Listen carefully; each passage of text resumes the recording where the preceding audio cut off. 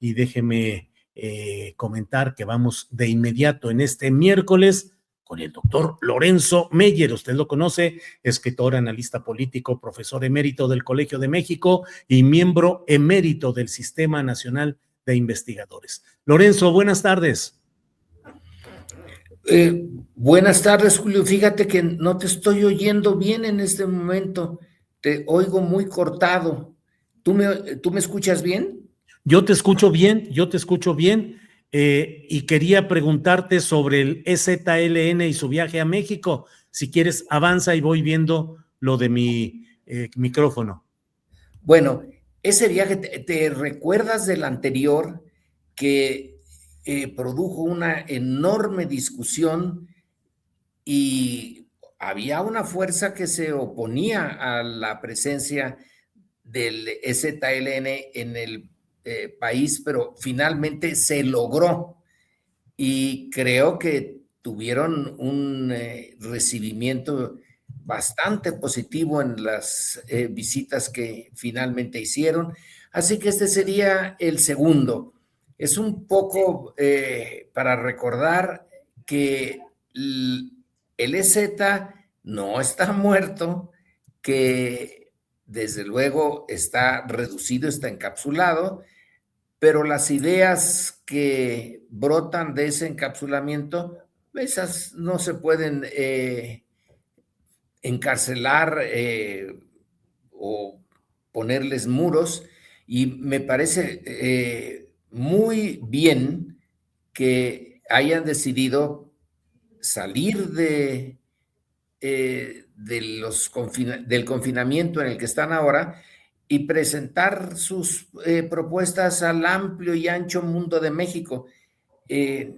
Ahora no sería impensable que tengan obstáculos.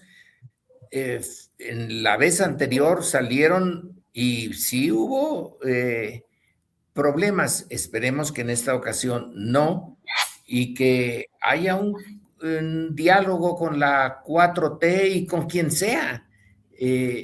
Que el EZ es sobre todo ideas, no era las armas, no era su ejército, son sus ideas, y las ideas, vaya que sí, causaron estragos en el antiguo régimen, y vamos a ver cómo lo recibe este.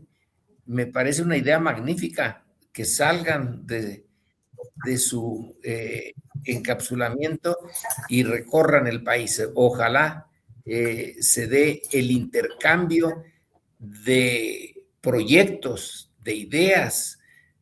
Nos hace falta. Ahora que estamos en una nueva, en un nuevo entorno político, el flujo de ideas tiene que ser mucho mayor, y bienvenidas esas ideas.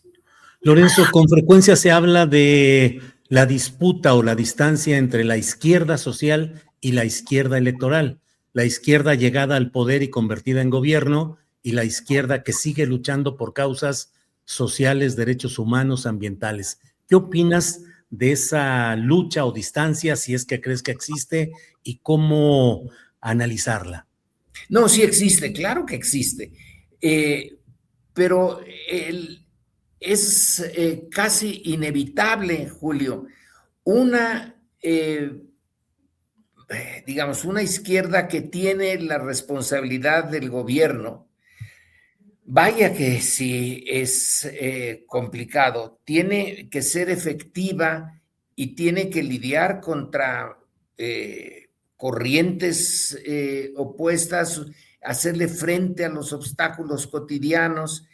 La otra izquierda, la que no tiene la responsabilidad del gobierno, tiene digamos, la libertad de la imaginación y de las ideas, y no existe ningún gobierno, y supongo que no podrá existir ningún gobierno que no sea susceptible de mejora.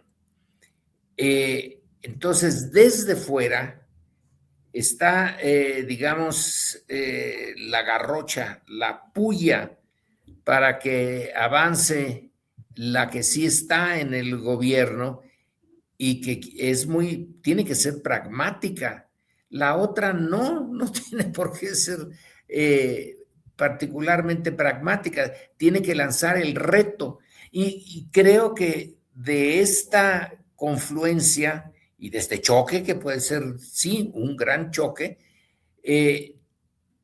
pueden salir cosas positivas, ¿no? No hay que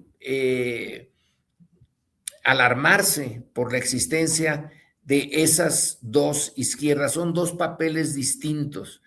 Una es la administración de la realidad, que es complejísima, donde siempre faltan recursos, siempre faltan recursos para el proyecto, donde hay que estar enfrentándose a la derecha y a las inercias, Julio, a las inercias del pasado, y en cambio la otra tiene la obligación de las ideas, de presentar modelos ideales, digamos, de ejercer el poder de la izquierda, lanzar sus proyectos así, en grande, y ya si se avanza en la realidad, pues en parte es por eso, porque el ideal, la utopía, está como incentivo sobre la realidad. Qué bueno que haya ese desencuentro, en cierto sentido, entre los pragmáticos y tienen que ser muy realistas los que están en el gobierno, tienen un poder que puede ser usado para bien, para mal o desperdiciarse, y los otros, los que no tienen responsabilidad práctica, tienen una responsabilidad teórica de avanzar hasta donde puedan. El ideal de gobierno, el ideal de sociedad, la utopía de siempre. Así que yo no me alarmaría de eso. Y Sí, claro, están en las dos partes, pueden hasta personalizar el conflicto y echarle la culpa al otro y una pelea en serio. sí. Pero Ahora, visto de lejos, creo que es positiva. Lorenzo, durante mucho tiempo uno de los argumentos en contra del Ejército Zapatista de Liberación Nacional es el hecho de decir que fue una creación salinista y priista. ¿Tú qué opinas de ese argumento en contra del EZLN?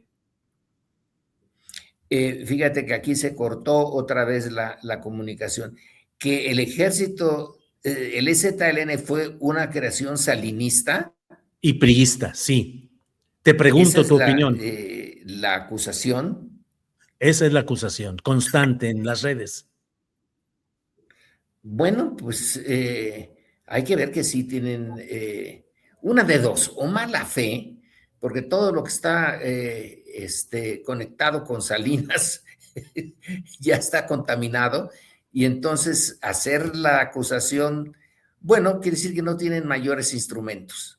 Y esta forma de deslegitimar lo que en su práctica y en sus acciones les costó mucho organizar al EZ, mucho. Luego el enfrentamiento armado, aunque corto y muy circunscrito, bueno, pues fue eso, fue un enfrentamiento armado, fue a contrapelo de la realidad. ¿Cómo le va a interesar a Salinas la existencia de algo que por principio deslegitima la visión y la práctica salinista? Yo creo que o están despistados, o es una forma de deslegitimar al EZL, porque no tienen otro instrumento más cercano a la realidad. Así que decir que darles el beso del diablo, ¿no? Son creación del chupacabras.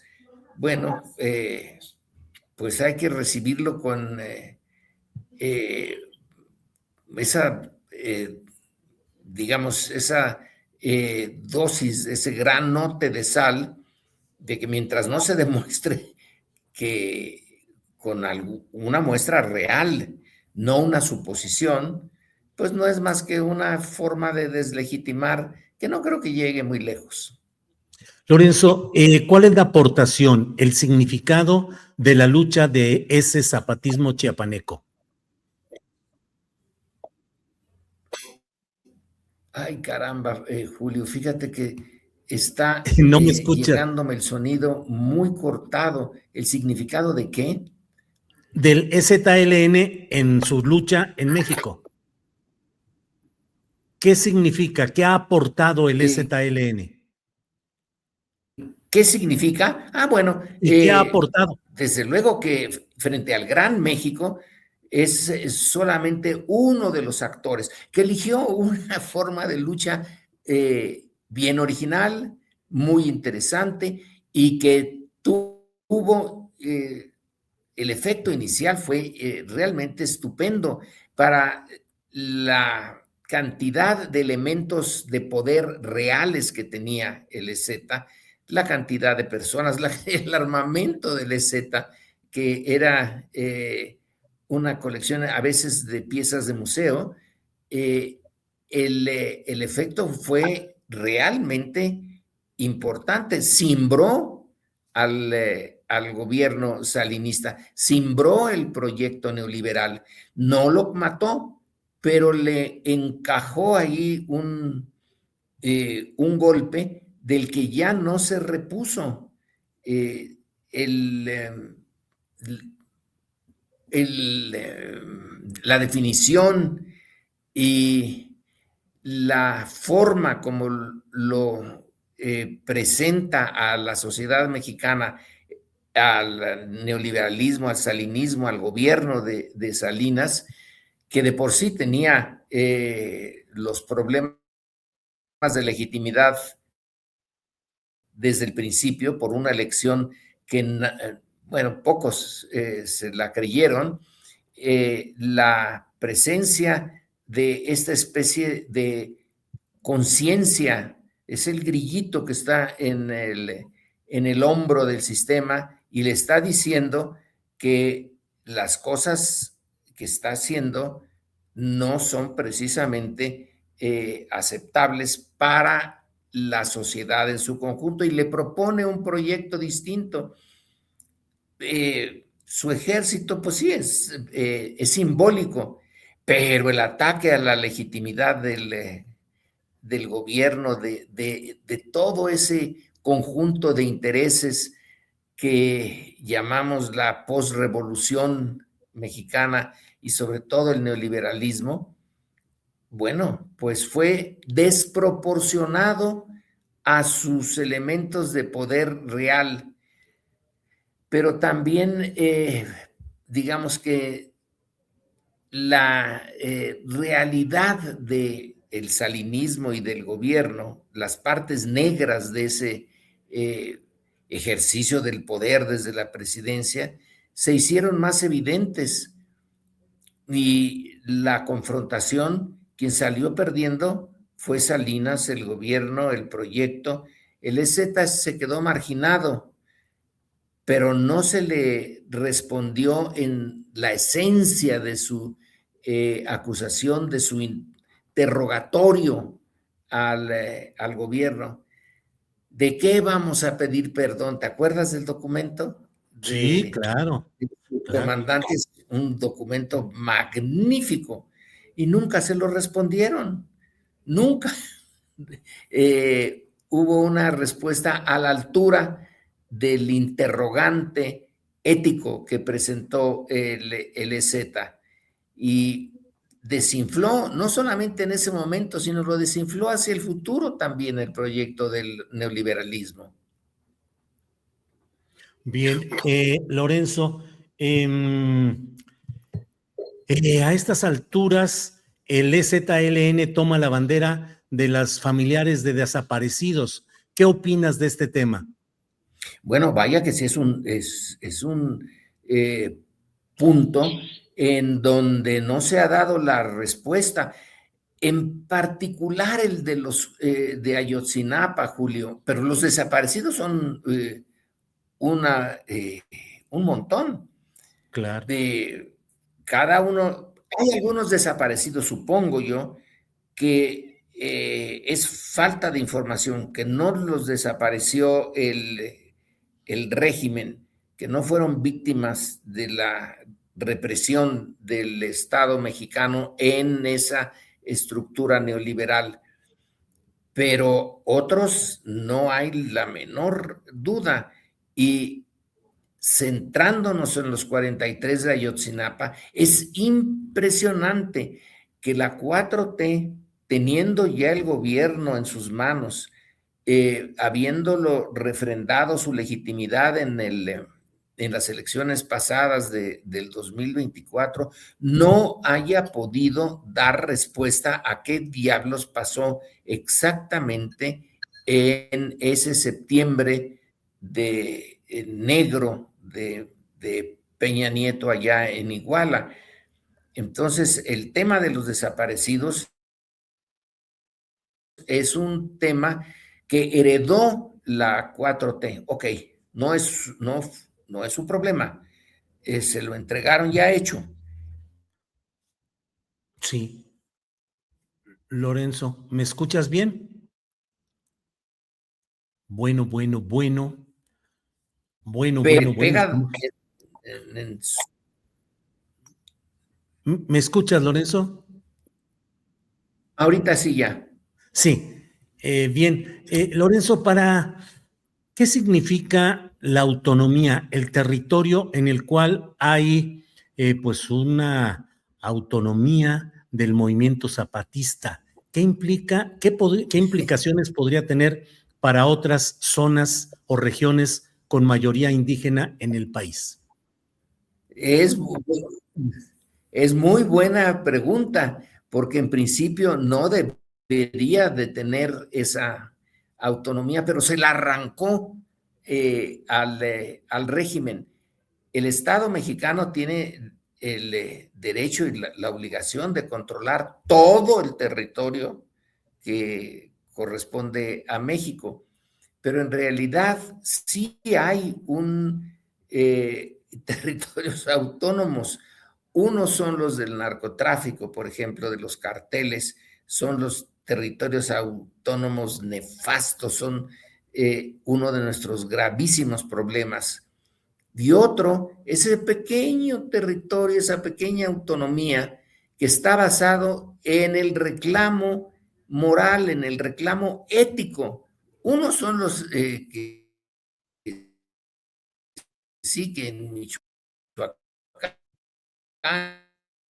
que en Uruguay, a los aguacateros cosechar bien su producto, etcétera, que en algunas zonas de Durango siguen siendo eh, los narcotraficantes los dueños del terreno. Pero la autonomía del EZ es una autonomía arrancada a las incongruencias, al incumplimiento de los deberes centrales del Estado. Si no hubiera sido por esa falla del Estado, no habría necesidad de tenerlo como territorio autónomo, pero se lo ganaron en la lucha abierta y sobre todo en la lucha entre proyectos, valores, ideas. La ganó el EZ y es una realidad que no está contemplada en la visión del Estado moderno, que tiene que tener el control de todo el territorio. Pero en la práctica nuestro Estado no tiene ese control. Desgraciadamente en esas zonas donde el crimen organizado ha tenido ya hasta la capacidad de crear ejércitos pequeños propios y poner impuestos, etcétera.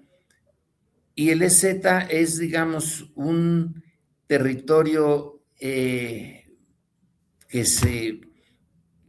se sale del control del Estado, pero por buenas razones, porque mientras el Estado no cumpla con su papel de defensor del interés general, etcétera, ellos van a tener motivos para insistir en su autonomía, porque es una autonomía moral a la vez que es una autonomía física.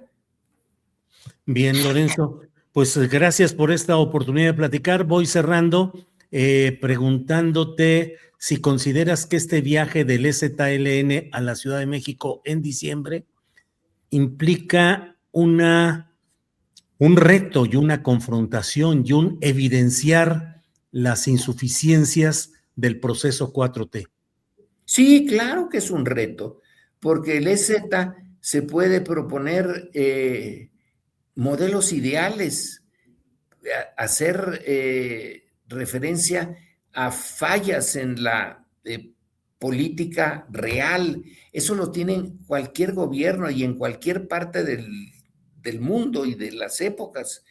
Es la realidad, por un lado, y la utopía, el modelo ideal por el otro. Y siempre habrá zonas en donde haya problemas, incumplimientos, etcétera. Me parece inevitable y normal que haya esas diferencias. Lo positivo es que se puedan confrontar de esta manera simbólica. El EZ sale de su refugio en Chiapas, presenta su visión del mundo futuro, hace una crítica a la realidad que tiene que gobernar la 4T, la 4T se va a tener que defender, y en la confrontación, bueno, pues le da vida a la idea de que México tiene todavía una buena cantidad de problemas que resolver, promesas que no ha cumplido, y que si no se le recuerdan y se le hacen patentes, menos las va a cumplir. Así que es un aliciente en realidad, visto no desde el punto del EZ ni desde el punto de vista del gobierno, sino de un tercer nivel, visto desde lejos, diciendo qué bien que haya esa confrontación para modificar en alguna medida la realidad mexicana. Bien, Lorenzo, pues muchas gracias por esta ocasión, gracias por tus palabras y nos vemos la próxima semana a ver qué se junta de aquí a entonces. Sí, fíjate que me costó, me cuatrapearon las cosas y no me di cuenta que tenía 2 compromisos a la vez. Entonces, ahorita estoy haciendo esto desde otra sede para poder cumplir con otro compromiso. Espero no volverme a equivocar así, pero se pudo hacer la conexión, Julio. Lo cual mucho te agradecemos. Gracias y nos vemos la próxima ocasión. Gracias, Lorenzo. Buenas tardes, Julio. Buenas tardes al auditorio. Gracias.